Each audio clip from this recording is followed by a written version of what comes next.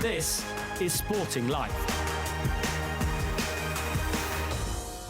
Come along to the Sporting Life Racing podcast. David Orr, joined by Graham Cunningham, Ed Chamberlain, David Johnson and Billy Nash. Loads to get through this week. We'll start at Cheltenham on Sunday, though, Ed. I was there.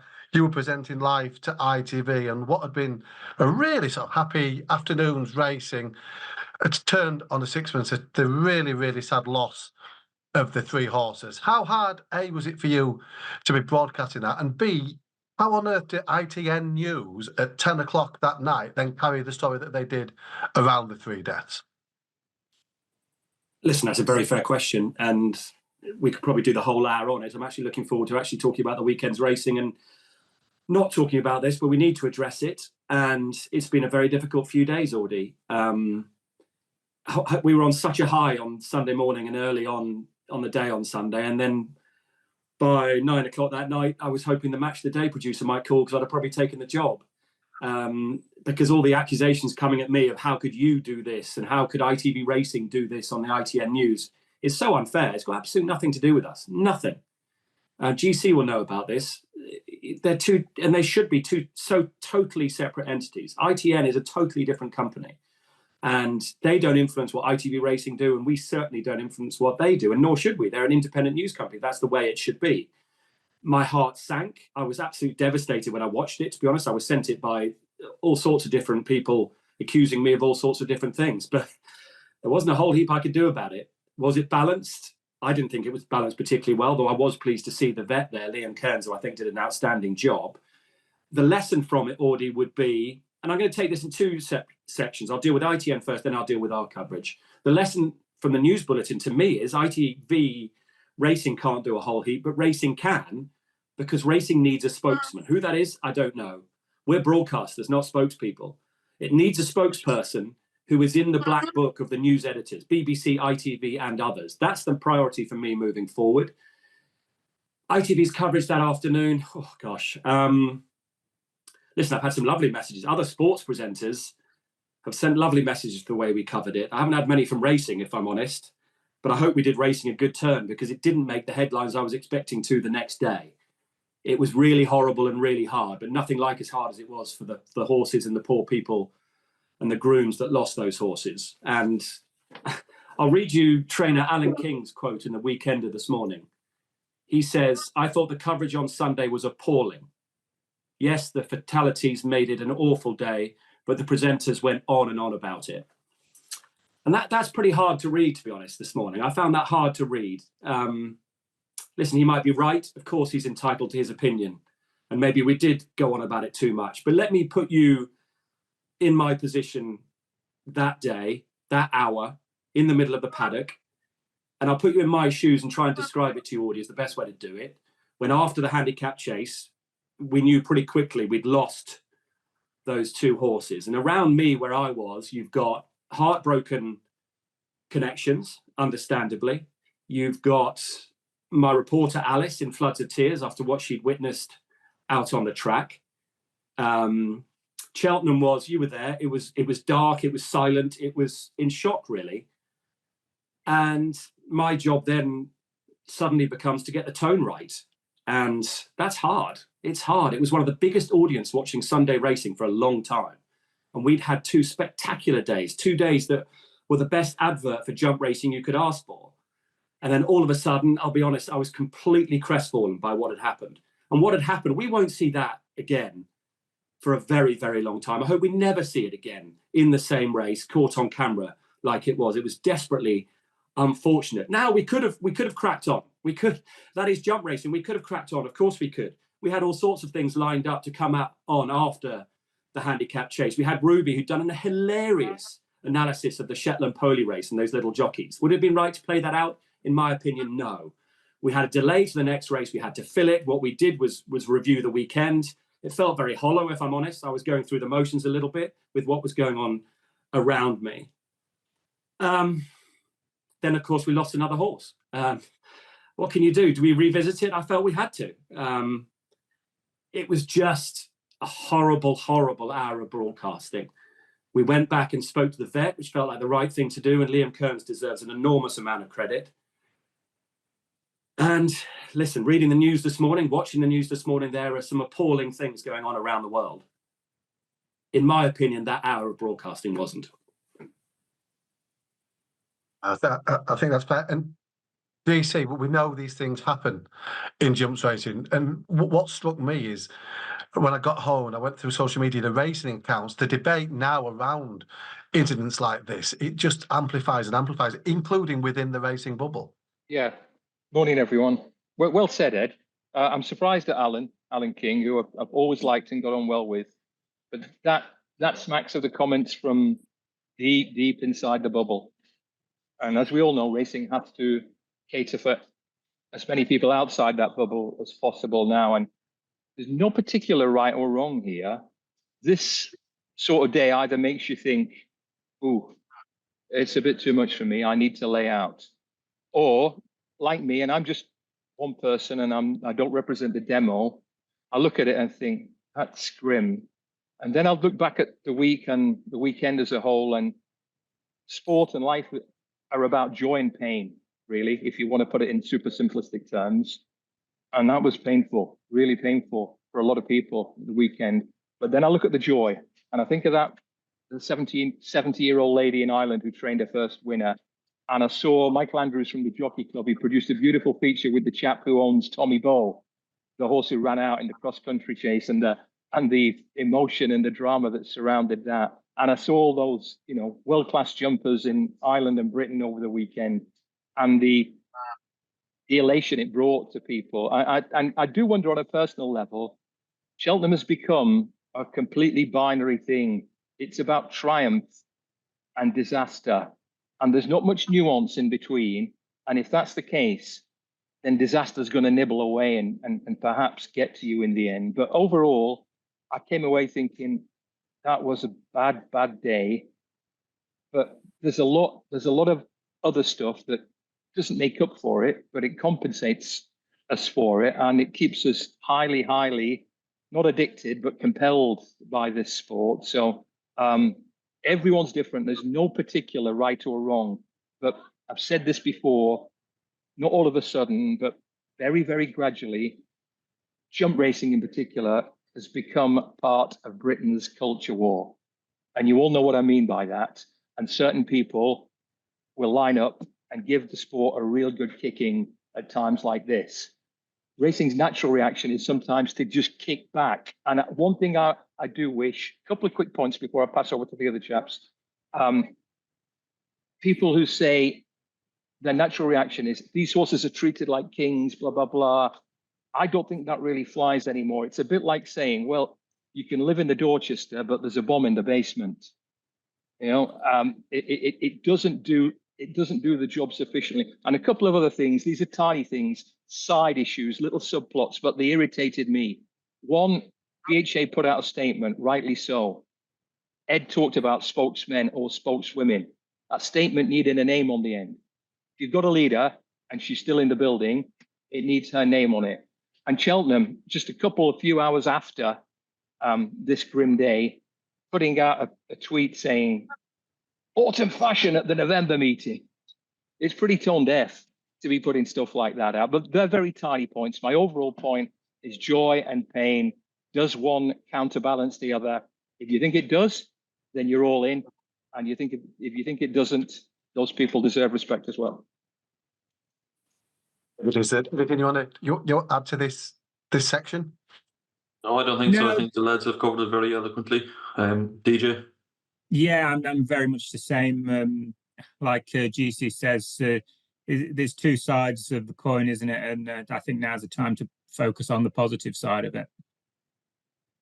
Right, we're going to move on to the whip debate, which has resurfaced. Cheer us all up. Positive side, just like I said. Resurfaced. I was very confident they'd get the win the appeal as on the podcast last week. I'm sure if you play about Billy Nash, Tony Martin had a winner at Cheltenham. He's got the Cesarewitch back as well. I mean, I was all for disqualifications on the day on the basis that if we can't count to 10 and decide if there's a breach or not, then what on earth's going on? It seems we can't actually count to 10 with all the angles, all the various video evidence available. Is there any sort of nuances to this case that I've missed? What a farce, Ardy. The whole thing. Look, I'm with you. I think I can't understand why they can't disqualify on the day. Obviously, Ed has spoken about this in the past. I'd be for disqualification on the day. I thought it was a cut and dried case. The horse was hit 10 times by the letter of the law.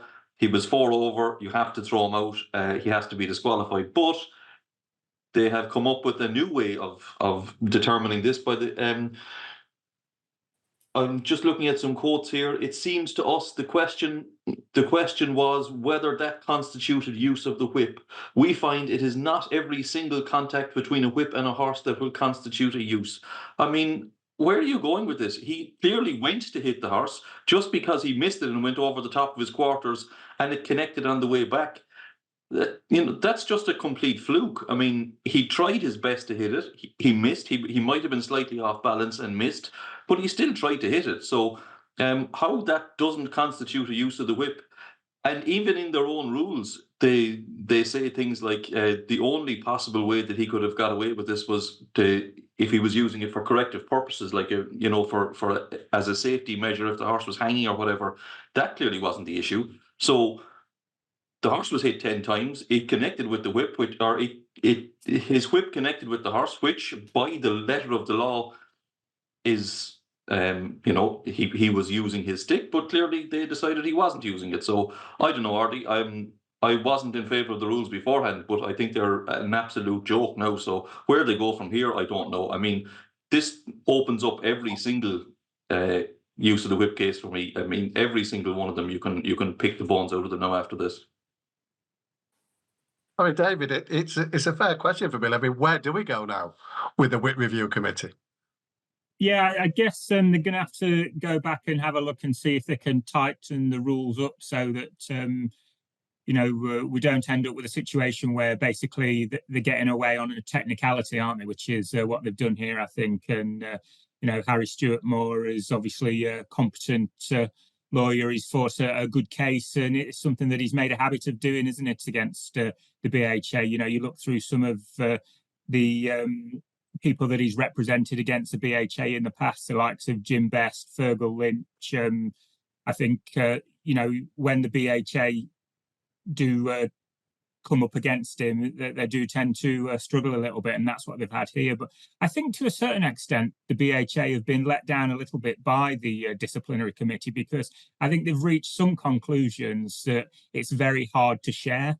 And I think building on what Billy was saying, I think there was a quote from Sarah Crowther who led it. She said that it's effectively an unavoidable contact, which was that last use of the whip. Well, how you can watch that and see that the way that if you've hit it 9 times and you've gone to swing again, that then you've missed and then hit it on the way back. For me, that isn't effectively avoidable. You can easily avoid that by not going to hit it 4 times over and by putting your hands back on the reins and, just pushing him out because you've used the whip as many times as you're allowed. So, yeah, it's a mess. It continues to look a mess. And I'm sure that we'll be discussing it for many more weeks and months to come. You don't think, do you, GC, that that's it now? It's all going to quieten down on that particular front? Well, a couple of quick points. I've still refused to watch this video. The moment I go counting 1 to 10 and whether that hit and that didn't, the game's up. I'm not going into bat for the BHA. They should and ought to come out and say this is one case in 16-something thousand races. It was an Irish apprentice who wasn't acquainted with the rules. Overall, we're still happy with this. The fact that it took a hoo-ha on the day, a hoo-ha the following Wednesday to chuck it out, and a hoo-ha, the PR effects of this is accumulating. I wonder, David, if you might be giving Harry Stewart more credit for a couple of cases that his old man may have fought. Christopher, not sure about that, but it's not important. But it's embarrassing, but if I were the BHA, they are capable of putting out positive PR communications at some point. I would remind everyone that this is one instance in 16,000 something races. And if we go another 16,000 something before the next one, listen to George Baker on RTV, a really good segment with Alex Steedman last week. I was impressed by George Baker in this segment. He talked about as an ex-jockey and as a viewer and a professional now, how he thinks racing looks more polished and smoother and easier to watch for an occasional viewer. There's merit in that. There's merit in that. And this has been a very embarrassing case, no question. But overall, I'm not quite as heavy on the critical side as some people. Talking to the casual viewer, Ed, the David Power Jockeys Cup was launched on Friday, funded by Flutter Entertainment. I mean, for full disclosure, I should point out Flutter do own Timeform Sporting Life. I am an employee of Flutter, as is DJ and Billy. Just very, very clear. It's the aim is a new. It's a new concept, Ed. It's ITV jumps racers, British jumps racers through the season. A Jockeys Championship, points allocated first for every ITV jumps race through to the Friday at the Grand National meeting. And it does go in tandem with Series 2 of Champions Full Gallop. That's going to focus heavily on it. I believe so, yeah. I believe the Jockeys will be playing a big role on that. That's great news if that's the case. That's really, really good news. But Breaking news, Dave. I'll double check because it might be edited out. I'm sure that on the press release that mentioned it. So that's where we have a new Jockeys Cup competition, league standings on ITV. Ed, what do you make of it? This is another example. I had one trainer who wasn't talking to us over the weekend because they thought it was an ITV racing initiative. You'll have read about the owners' unhappiness. And listen, I can see some of that. I really can. I can see both sides of it. But what I'm pleased about is that Flutter and Paddy Power could have done anything with this money. This isn't money being taken out of prize money, anything like that. This could have been pumped into America, NFL. This could have gone into football over here, but they've chosen to put it into horse racing and reward the jockeys. Now, why have they done that? Now, they're clever. Paddy Power are clever. Seb Butterworth's a clever so-and-so. And there's reason to what some people might call madness. And they've done the research. They've targeted the jockeys as being the answer and where they want to invest. So I think two things moving forward, Audie. Hopefully they're right. And I've got great faith in them being right. And in which case, the whole pie will grow and the owners, who I do feel a bit sorry for, the owners will benefit as well. What I was going to say is my main hope is that this is all tied in with Champions Full Gallop Series 2. And you've suggested, and I'm hearing similar stories at my end, that there is going to be a second series at that. Now, within racing and the people we've talked about earlier, they're going to say, oh, the first series wasn't any good. But I get told more about Champions Full Gallop on the high street. And I was at an awards the other day. They were talking as if I presented Champions Full Gallop. I was like, that had absolutely nothing to do with me. If anything, I was in it too much and I'd much rather be in it much less. But outside of racing, it's gone down really, really well. So a second series of that, if that's tied in with the David Power Jockeys Cup, then that's really good news because a second series is great for racing. Yes, it can be better than the first series, and I'm sure it will be. But for the sport as a whole, I think that's really, really important. It all seems to be coming together, doesn't it? Now you've mentioned that there's going to be a second series of Champions Full Gallop. That's good news. It will feature. Edit this now. Yeah, it will feature heavily within that series. I'm sure it'll feature very heavily indeed. And as Ed says, they are cute as foxes at Paddy Power. They put out really interesting content in terms of the social media stuff, better than the vast majority of their competitors. But if advertising on gambling is going to be restricted, gents, and that seems highly likely, what better way than to have the power thread running through a series on terrestrial telly? One or two quick points from me, two very quickies. Engagement is the word that people keep mentioning. Sunday night racing, Premier Racing, the Racing League, etc., etc. There have been a few kites flown that haven't really caught the wind.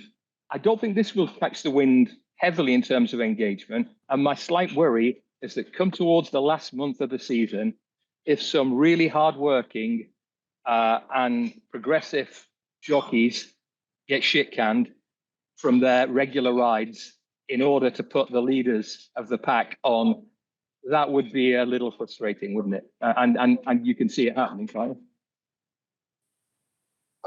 That would be, you presume, a possibility. I mean, looking at I think was it Skelton and were joint leaders at the end of round one. I should know. My team have been doing the scoring. And one of the great news was that they're double checking that they're scoring ever free round one from the Sporting Life lads. Well done, team. If you're listening to this, I know you have to do because you'll be doing the edits. So the David Power Jockeys Cup is underway. GC, few things you like to talk about more than Constitution Hill. He went to. I've got to go to you first. He went to Newbury as champion hurdle favourite. He worked with Sir Gino and he got in his box and was no longer champion hurdle favourite, despite Hendo and de Boinville being delighted. I'll pass this on to the lads very quickly. All I'll say is that well done to Nicky Henderson for jumping on this rumour that the horse was in real strife after the workout. And for that reason alone, I've suspended my campaign to prevent there being a statue at Cheltenham. But over to the rest of the panel for the latest update on Constitution Hill. DJ, I mean, we were sort of watching on from afar, but you saw the videos of the gallops. You then saw Tweet had been retired, tweets that Nicky was pleased. It just kept rolling and rolling and rolling. The dust has settled. We're 24 hours on now. Where were you with Constitution Hill, DJ, post Newbury? Well, I think obviously everyone knows that there's plenty of doubts about him and they'll continue to be based on we haven't seen him since Boxing Day last year. And I don't think anybody could watch that gallop and really feel as though that we could still be confident that the Constitution Hill of old is the one that will turn up at Newcastle in a couple of weeks. So I think it's all going to come down to the market. And if you imagine how it's going to go, they're going to price up if he's declared. And he's just going to drift and drift and drift early doors, isn't he? Because people, from what they've seen, I think they're going to be desperate to get him. And then it'll just all depend on how it is in the last sort of 5 or 10 minutes beforehand. But I don't think anybody who is concerned about whether he's going to come back the force of old, I don't think anyone will be placated by what they saw in that gallop. One thing that really struck me was, I'm watching the gallop and Henderson's lines about Sir Gino can do that to any horse, wondering why on earth is Sir Gino going novice chasing at Kempton? Don't say that. Well, Don't say that, given if something goes amiss with Constitution Hill or State Man, he's going to be hauled straight back into the 2 mile hurdling ranks anyway, you'd have thought, wouldn't you? I mean, if that's the engine the horse has got, surely he deserves a season to see if he can be a champion. Hendo's got fun, though, hasn't he, for winning a champion hurdle with a horse that's won twice over fences earlier that year. Yeah, boo that. Yeah. Oh, I forgot that one. Good info. You know, let's not underestimate Sir Gino until Henderson tells us that we can. He's an aeroplane. I keep telling you, I've been saying to you Burdett Road, didn't he? Nearly a year now. He kicked Burdett Road out of the way. He beat the Grade 1 mare of Willie's when he wasn't right. He's now done that piece of work. I've seen him school. He's an absolute rocket ship. If Ballyburn can beat Sir Gino over 2 miles, I'm Billy Nash. Well, surely, I agree with a lot of that about Sir Gino, but you have to think that the very fact that Constitution Hill was working with Sir Gino suggests he must have been going pretty well in the build-up to that racecourse gallop. You'd have 130 handicappers, haven't you? You could get to Tootle along in front of him without putting an aeroplane. Imagine what was going through James Bowen's head as he's riding Sir Gino, because I'm pretty sure he could have kicked on if he'd wanted to. Yeah, definitely. Well, Kempton on Monday, I believe, is the chasing debut of Sir Gino as well. That will be interesting because it's also the day of the 6 days for the Bet MGM fighting 5th at Newcastle. Constitution Hill, we're not going to talk about till next week when we will talk about him again. We are going to talk about John Bond, Ed. He won the Slur Chase. Efficient performance rather than spectacular, but he got he was the job done, wasn't he? Yeah, he was workmanlike. He got the job done. He's so likeable, isn't he? And he jumped really well. Nico and him, as we said last week, are a really good partnership and very positive on him. He clearly needed it when you had a look at him before the race, and everyone was very happy. Sir Anthony was happy. Nicky Henderson was happy. Nico said afterwards, I heard him say I could have gone much faster from the off, because he probably might be a 2.5 miler, John Bond, you know. So plenty more still to come. It was job done. He's got much bigger targets than the Schlur. And yeah, I thought it was fine. I was fine. 7 out of 10, Woody. I was particularly happy with GC. Was straight afterwards, the Edwardstone team and the Boot Hill team both heading straight to the Betfair Tingle Creek for the rematch, as well, as if we're not just going to see 2 or 3 run races the way he's going to get gimmies all the way through to Cheltenham. Good. And if connections of good British horses are trying to get something in the bag before Cheltenham because of the probability that they'll get run over there, so much the better for the competition. The fact is that he beat Boot Hill and Edwardstone by substantially less than he had done a couple of times last season. But it was first time out. His enthusiasm and jumping were really good. So it's highly likely that he's exactly the same horse that he was last season, in which case he's going to win another big one or two. And his owner has taken a step in an unusual direction, chaps. Jeff David, we had the Racing Post JP McManus column, an opinion piece. It was Marcus Townend last week. We've used Marcus in the past. JP, we've never used on Sporting Life, never been offered those services. He wants changes to the Cheltenham handicaps, JP, does DJ. He wants to reduce the number of runners. He thinks the field sizes are too big and incentivise people to have to run to get into them. He said if he's got a horse he knows he's going to get in the Covell Cup now towards the bottom of the race, he can sit on his hands from January, and it shouldn't be the case. He's surprised to be seeing JP getting involved in such debates. It's an interesting one, isn't it? I think if you an owner like JP that's concerned about field sizes being too big and that you're going to be restricting them or wanting to restrict them to about 18 runners, maybe it is time to start thinking about restricting how many each individual owner can have, because if you're only having 18, I'm not sure there's room for the red cap, the blue cap, the yellow cap, the cross-coloured cap. So but David, I think if we're going down that route, I think it's good, an interesting idea, but there's no way in the world that if JP had a really progressive, well-handicapped horse who was number 19 on the list, there's no way in the world that the green and gold team would take out one of the more highly rated runners in order for that horse to get in.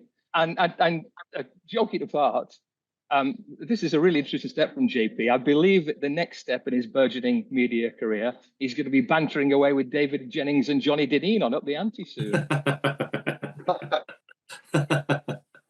Oh, there's a thought.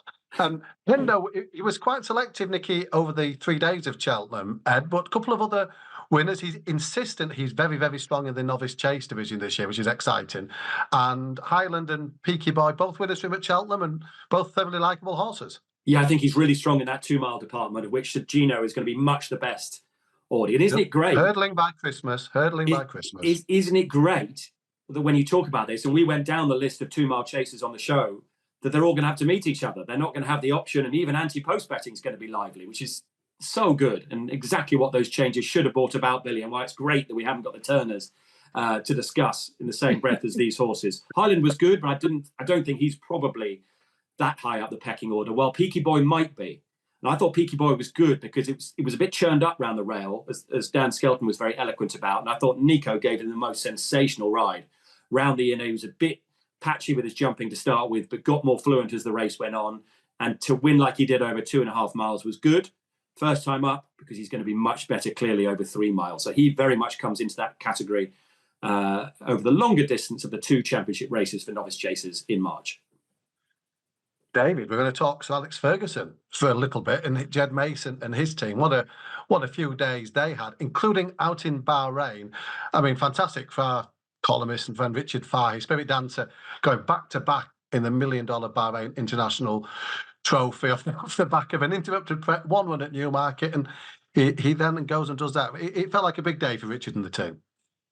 Absolutely, yeah, and really pleased to see a team like Richard go and win a prize like that for the second year running, because as you mentioned, it's not been completely straightforward for him, has it, since last year? Obviously won another really valuable race out in Saudi as well in February, so presumably they're going to be plotting a path back to that. But he's obviously only had one run back this year in Europe in the Darley Stakes, missed all of the summer. So just really good to see that he retains all his ability and is a real good globetrotter for the team.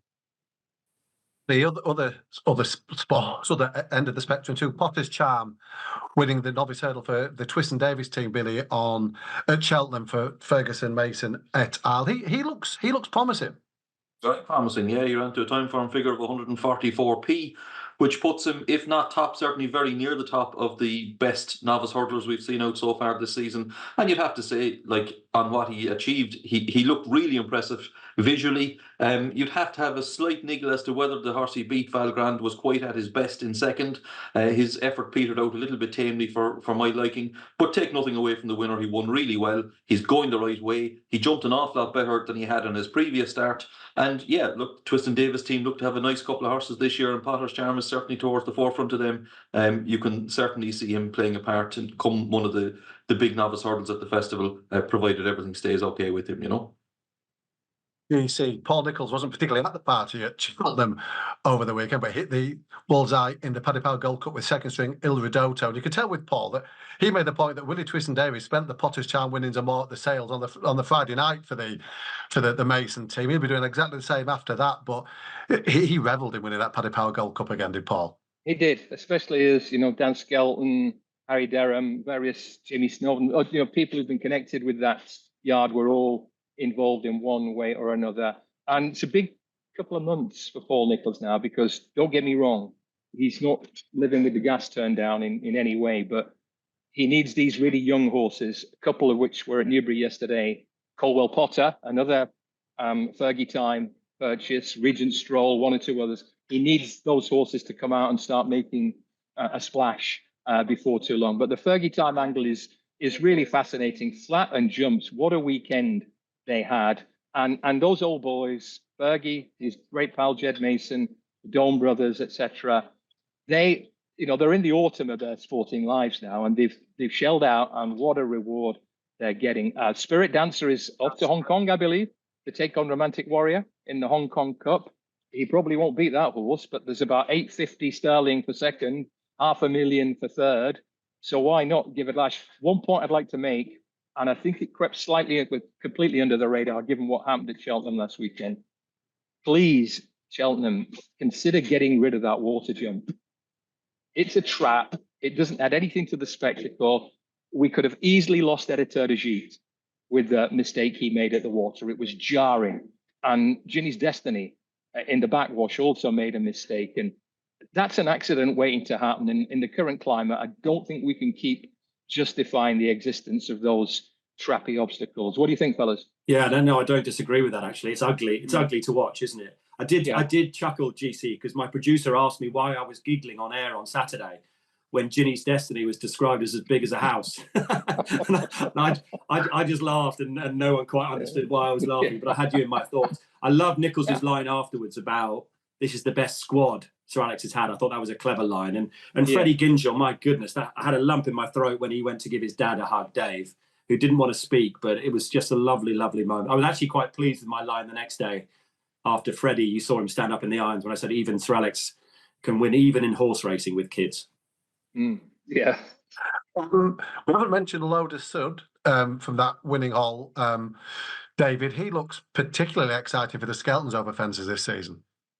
Yeah, you couldn't not be impressed with what he did, particularly the way he jumped. And I mean, it's some time since that Arkle trial has had a significant impact on the race, isn't it? And I remember going back to Azertiop winning it donkeys years ago. But Lotus Sud, he's done everything that you would want him to over fences so far. And he's obviously going to face potentially one of the hottest Arkles ever, the way that we're building it up at the minute, particularly, with the Irish coming along, whether there's Sagino there or not. But the way that he's going so far, you've got to be aiming him down that road, haven't you? Very, very exciting. And Dan Skelton had absolutely flying. You look at the numbers on the wins on the board, the prize money ticking over, etc. He's definitely come back reinvigorated. Yeah, I wish some of the other trainers could channel some of his competitiveness and that winning attitude. I thought Sir Anthony was really interesting talking about Dan Skelton and the way he goes about it on Saturday's show, summed up by the fact that when Doyen Quest won, you just knew what he was going to say. Of course, he's up for it next week at Haydock. It's great. That's exactly what you want. And listen, he's flying along, and you could see them plotting already. I nearly called it the David Gower Cup. It was called the David Pipe Cup. You can even see them plotting already to win the David Power Jockeys Cup. They are mad for it, the Skeltons. We've got the rain now, and it's lift-off time. GC, much smaller scale nowadays, although I'm sure it's going to get bigger and bigger. The Twiston-Davies setup. Yeah. Willie has joined Nigel on the licence, and they're bubbling away really nicely. Matata, another winner for them over the weekend. Yeah, I think they're a strange crew, but I've always liked Twiston-Davies because he's been competing pretty much at the top table for decades now, and by and large, he's never really had the six-figure, 250 grand plus purchases that some of his compatriots have. So it's really good. He's lost a couple of nice horses this season, Cuthbert Dibble and Ned Rich. But in Potters, what's he called? The Potters that won the other day? Yeah. And Matata.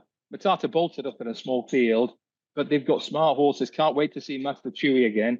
So they've got a pretty handy team for good races. The other thing I'd like to mention, it's a spin-off line from Matata, that Arkle form of Gaelic Warrior.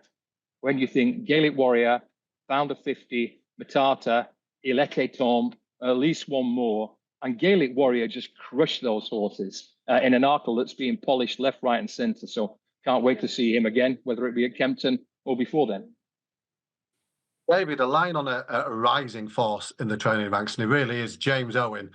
Three runners at Cheltenham, 2 winners, East India Dock and Burdett Road, and the other one let the side down by finishing second at 50-1. He genuinely feels like somebody going places. Absolutely. I think his background is in Arabs and point-to-pointers, isn't it? But he's showing that he can do it with virtually everything because, you mentioned in there what he's been doing at Cheltenham, but it's no secret as well that he's been flying back on the flat as well.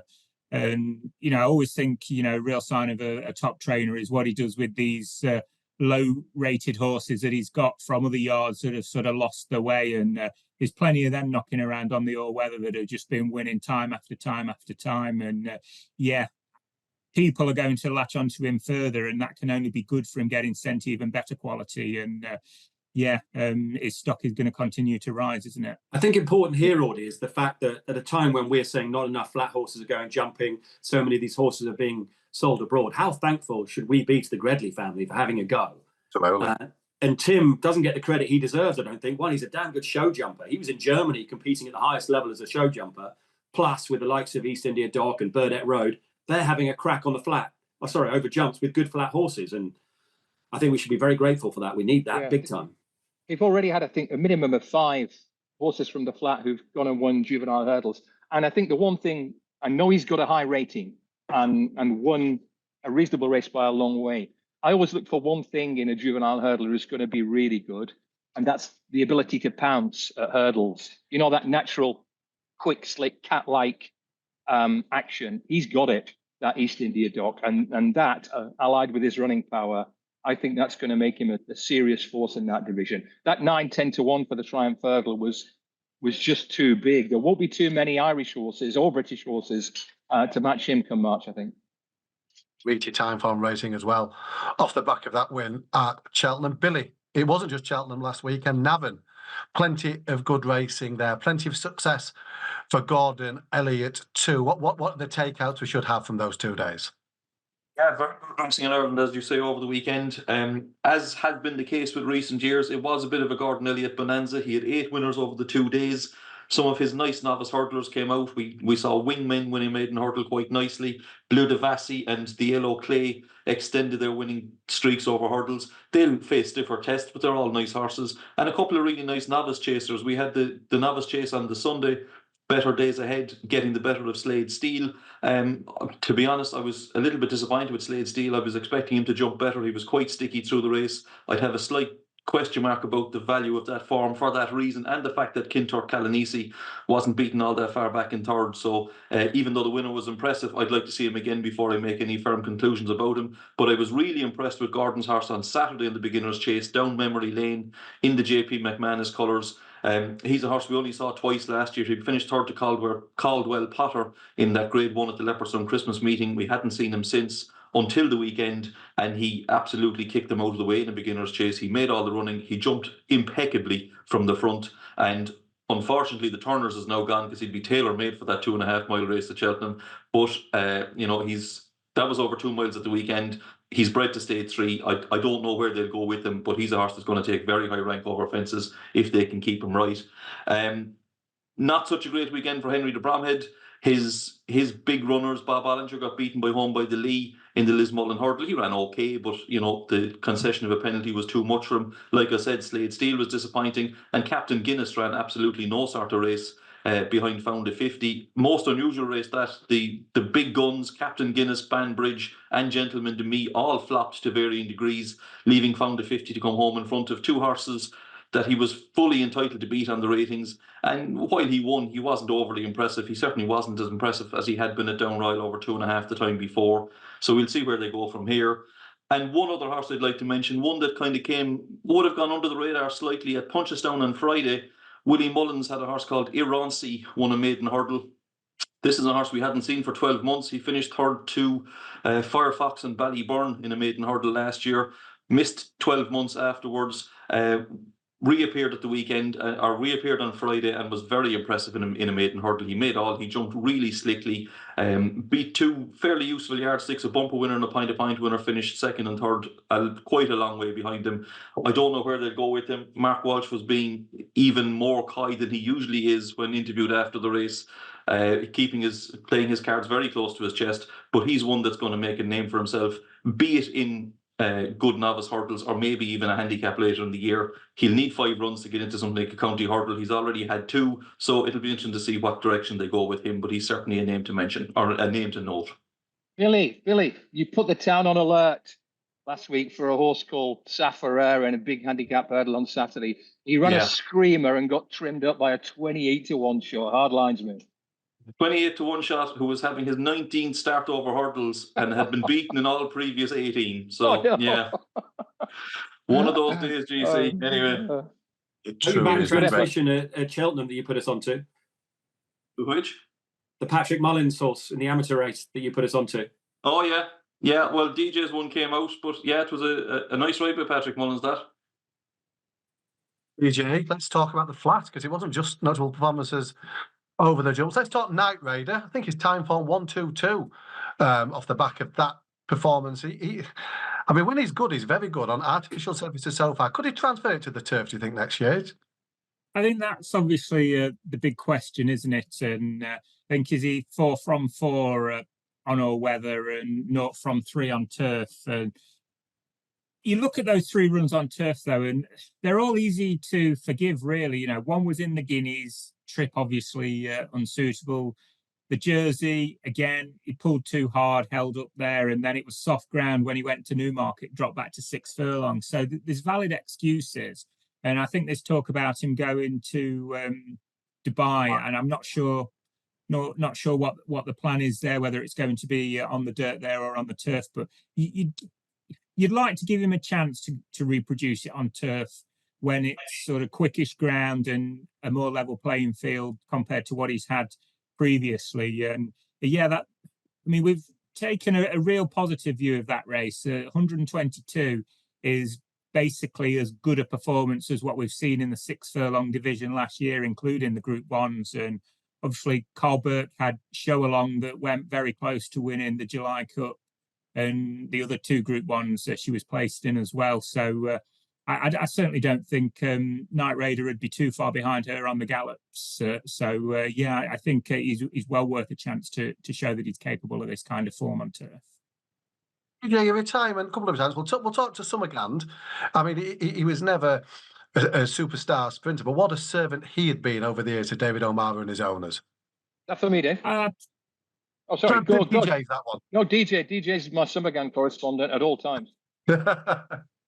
No, I mean, what can you say about him that hasn't been said many times? He's one of those perfect flat horses that everyone says, we love the jumps because they come back year after year. Well, the likes of Summerghand do, and you get to know so much about them and, the quirks that he had, and he needed to be held up, delivered late in a well-run race. And Danny Tudhope obviously used to get on really well with him, and it came good for them so many times. You look at some of the races, they won Air Gold Cups, Stewards Cups, and went really close in races like the Woking, and just sort of a CV to absolutely die for in terms of the fun that he would bring his owners. And obviously towards last season, he found things harder with the ability just wasn't there like it had been in his younger days. But yeah, just a grand servant to connections, and just the kind of horse that I love about the flat. I really do. You see, over to you now. We saw Sharon bow out in the Far East last week. This weekend, Auguste Rodin bids to bow out in style in the Japan Cup. Would it be just like him and his career if would. City of Troy's gone after, I think Billy described it, a lamentable run in the Breeders' Cup Classic? If Auguste Rodin was to just wave farewell in triumph in Japan? Absolutely, and do what his old man did, Deep Impact. It's brilliant, the Japan Cup this weekend. Not only do we have Auguste Rodin Goliath bidding to uphold that emphatic King George win, we've got that Shin Emperor. He's in there against, some very good Japanese horses. So keep an eye on that. Good luck to Auguste Rodin, mercurial horse, but he'll get the ground like that. Very firm this weekend, which might just reinvigorate him.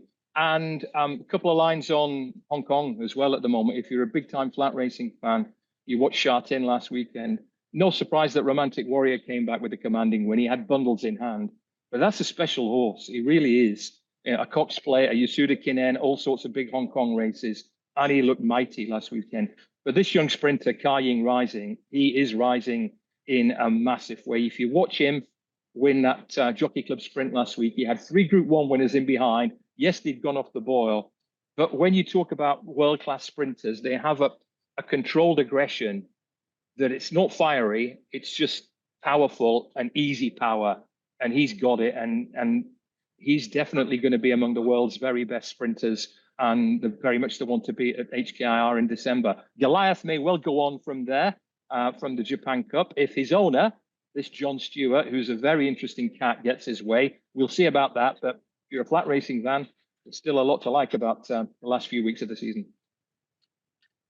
We're heading to Haydock's Outshore GCs as well. It's Betfair Chase Day. The ground won't be like this. We've got heavy rain on Saturday potentially. We're going to get some winter ground. What do you make of the look to this year's Betfair Chase, Ed Chamberlain? I think it feels like the Premier League title race is in the John Durkan on Sunday. And this is the championship title race with some horses trying to get into that battle for the Premier League. That's how it feels, Audie. It's an interesting race nonetheless. Looking down the field, I mean, the good thing is it's going to warm up on Saturday, but then the rain will arrive and it will take warmth and rain, so the meeting will be on, but it could soften the ground dramatically through the day on Saturday. I'll have to get that Treehouse GC. I'll have to beat you to the Treehouse to present from there on Saturday afternoon and stay undercover. Poor old Haydock, typical in terms of the crowd. So the Betfair Chase, brave man's game, not for me, Clive. From what I saw at Wetherby, Hewitt, the ground will go against him. Capodanno, if that wins, that would, to be honest with you, be quite depressing with these British hopes that we need to be battling the lot from the John Durkan. The spring heel de Hoy Senior. Love the analogy about Ben Stokes and Ian Botham. Hopefully he'll be hitting it to the boundary rather than to the slips on Saturday. God knows what he's going to do.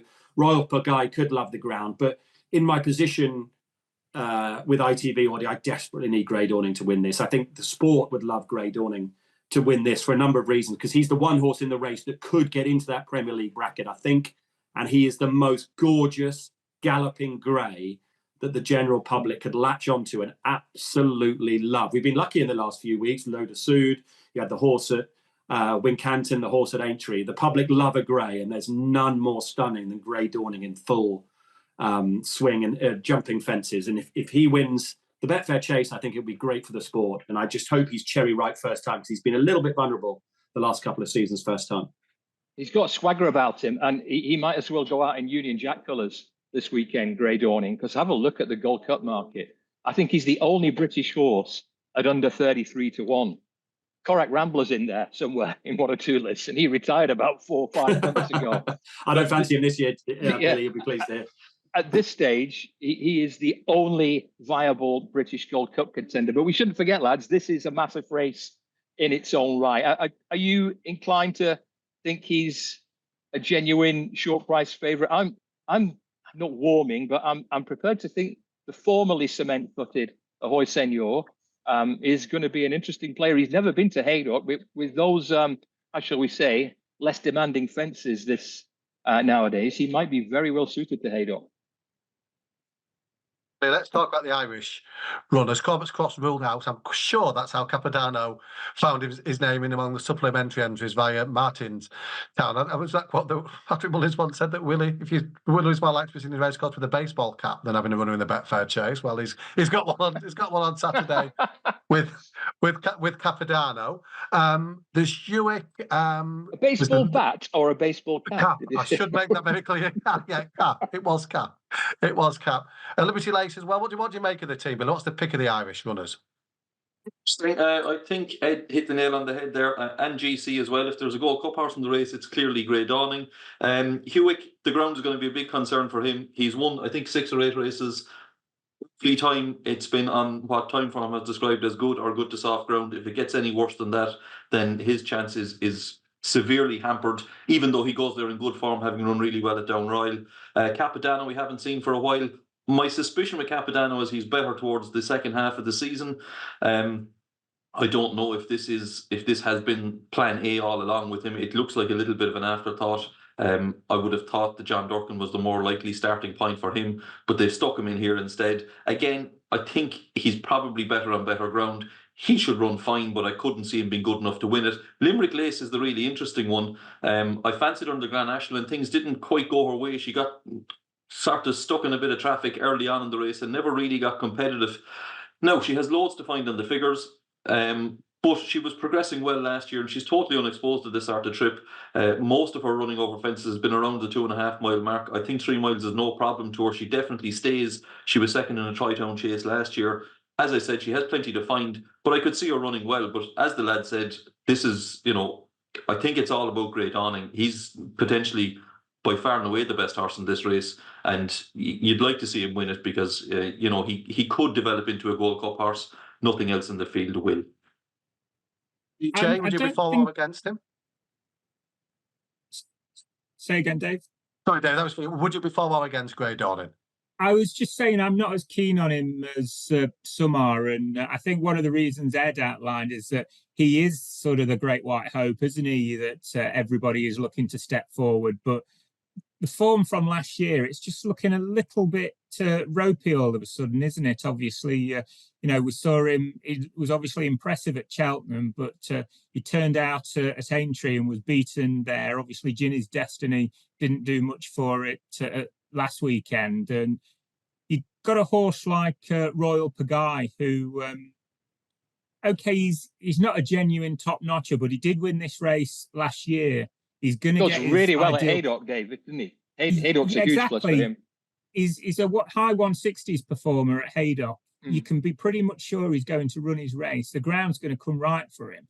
So, with regards to Grey Dawning, I don't think you can say he's any better at the moment than a high 150s horse. He's going to have to go and prove that he is that mid 160s, high 160s horse to go and win this. And at the prevailing odds, I'm happy to say I'll back Royal Pagaille and say come and you've got to come and surpass this standard.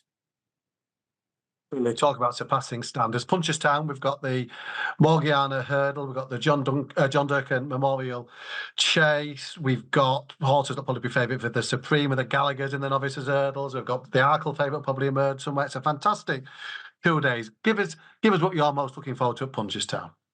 Have to be most looking forward to the John Durkin, which looks an absolute cracker. As Ed said, it looks like the top of the Premier League. You've Galopin des Champs, Fact to File, Blue Lord, Grange Clare West, Manila Cocooner. They're only Willie Mullins' entries in the race.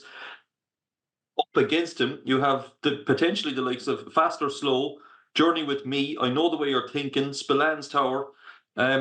These are really, really top horses. It has the potential to be an absolute cracker of a race. As we have seen in the past, Galopin des Champs is probably not at his best around Punchestown, and especially at 2.5 miles. Fast or Slow seems to come alive around there. He's really good. Derek O'Connor on board this time. That's no negative. But it'll be really interesting to see how the likes of Fact to File, if he runs, would be a fascinating contender.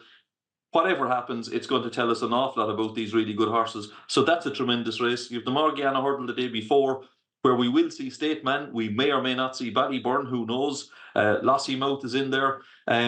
Brighter Days Ahead is in there. Now, I don't know if Gordon Elliott is going to take on these big guns this early in the season, but it would be fascinating if he did. But either way, that's going to be a really top race. And like you said, some of the supporting races, some of the novice races are really interesting. One horse in particular that I'm keeping an eye out for is a horse of Willie's in one of the maiden hurdles called Zillow. This is an ex-French horse. Can we spell that, please, Billy? Hang on. Pause a second. Get the notebooks out. Hang on. Zillow. This is an ex-French horse that, you know, typical Willie, got him off the flat in France, but got a very positive mention in the exclusive Sporting Life Stable Tour, Dave. He didn't mention too many unraced horses, but he mentioned this one, so I'd be really interested to see how he gets on. Are you putting the town on alert, Billy? 1 point win for this? Well, I'd imagine he'll be fairly short, GC, okay. So your 1 point win mightn't go very far with this one. 3 points win then. 3 points to win one. There's cracking grade 2 action at Ascot as well, potentially on ITV. Paul Nicholls usually has winners at that day. Pick Dory in action again. Looking forward to the action from Ascot. Yes, very much so. Pick Dory, he's an interesting one. Odds on for that Ascot Chase at the minute. When you look back at last year, Shishkin didn't start. And then do you remember Straw Fan Jack? There was a moment turning in where it looked like he was going to give Pick Dory a real race. So maybe he could be opposable at odds on. And Jello, I thought, ran a very eye-catching race at Exeter. Ascot is good. I'm going to leave my final selection, though. Warwick on Thursday. Could be point job, this. Don't mind if I do. I think I might have talked about this horse before. Don't mind if I do. Runs in the 12:53 at Warwick. The horse that chased home Regent Stroll in his bumper at Newbury last season. Trained by my very good friend. He might think I'm appalling. I actually really like him. Actually, I think I get on pretty well with him. Trained by Alan King. Yeah. Oh, well, there you're building bridges as we end this. Nice podcast. horse. He's genuinely nice horse, this one. Just before we go, Dave, can I put up a bet at Please do. This shows Please do. It's in the 2 mile handicap chase. It's a French horse, Marvel de Cerisi, from Nick George and don't know the fella's first name, but that Zetterholm combination. You don't know George's name, it's Noel. No, yeah. Well, I know the name of this horse, and that's the most important part. Is a winner at Auteuil last time, but the interesting thing is an ex-French horse, an ex-Irish horse, used to be with Henry the Bromhead. Yeah. And ran in the Festival Plate a couple of years back off a mark of 142. Well, he won this handicap chase at Auteuil the other day off 129. Very easy 7-length winner. You can watch the video back on the At the Races website. I think he's only up £7 for that. So he still looks pretty well handicapped off a mark of 136. James Reevely is already booked on, so it looks like he's very much an intended runner, whereas there's quite a few of these that are still without jockeys. So it's a race that could cut up. So, yeah, Marvel de Cerisi to go well for the French at Ascot on Saturday. Look, there's one horse I'm looking forward to. I wouldn't say I'm putting him up as a bet because I don't think he faces a very easy task. It's 2:45 Ascot. The Ascot hurdle, brackets, registers the Ascot hurdle, funny enough. And it's, you'll remember this horse of now Gary and Josh Moore's, Salva.